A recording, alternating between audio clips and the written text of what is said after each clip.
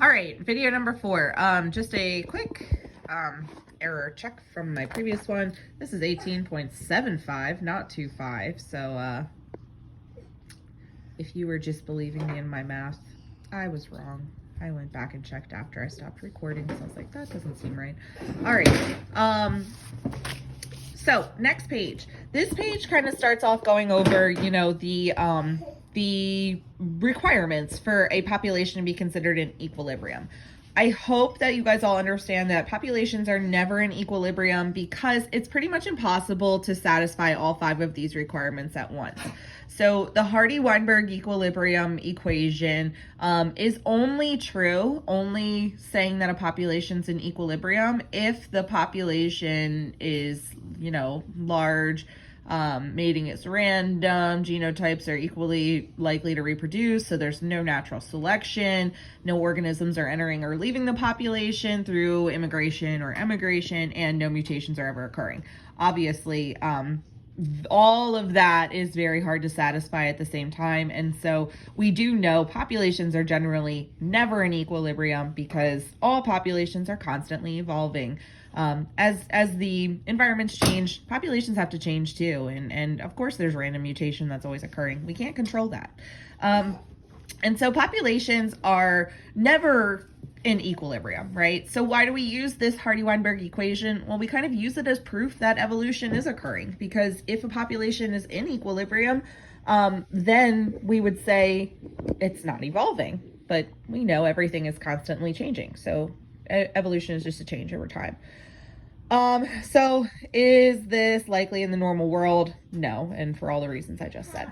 I'm going to focus on problem 21 on this page. So sickle cell anemia is a genetic disorder. The sickle cell allele is recessive, but individuals with the homozygous recessive genotype often die prematurely due to the disease. This affects approximately 9% of the population in Africa. Use the Hardy-Weinberg equation to calculate all this stuff.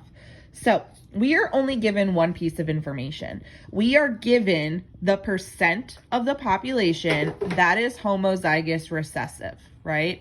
So if you go back to our previous page, which variable, is it P, is it Q, is it P squared, 2PQ, or Q squared does that represent? Which one of those variables represents the homozygous recessive percentage?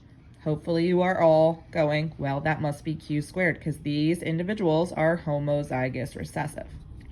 Okay, so we know that Q squared, this is our given information.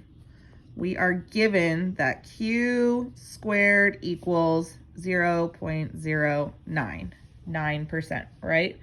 The question A is asking us to figure out what Q is, okay? Well, if I know Q squared is 0.09, how do I undo a square to get Q by itself? You square root it, right? So Q equals the square root of 0.09, and hopefully you can put that in your calculator and see that it's 0.3. So what frequency is the recessive allele in the population? It's occurring 30% of the time. And remember, that's not necessarily just those who are homozygous recessive, it's also those who are heterozygotes, because if you're a heterozygote, you have a big S and a little s, so it also encompasses those little s's as well. So it's 30% of the population. All right, now that I know that 30% of the population is Q, I can use Q to get P, right? Because back here, we saw the equation P plus Q equals 1.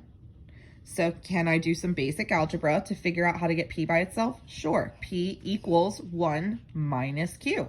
So P, yes, Lola, equals 1 minus Q. And if Q equals 0.3, then P equals 1 minus 0.3, which is 0.7. So 70% of the population's alleles are going to be the dominant allele. Now we have P and Q, so we can get P squared and 2PQ, which are problems C and D here. So the frequency of the homozygous dominant individuals, remember homozygous dominant are our P squared individuals. If we know that P equals 0.7, then P squared is what we have to do there. And that is 0.49 or 49%, right? The frequency of the heterozygous individuals, so we know that that is our 2PQ. And so we know 2 is a constant, right? We know that P is 0.7 and we know that Q is 0.3. And so that equals 2 times 0.7 times 0.3. I don't have a calculator. I think it's 42.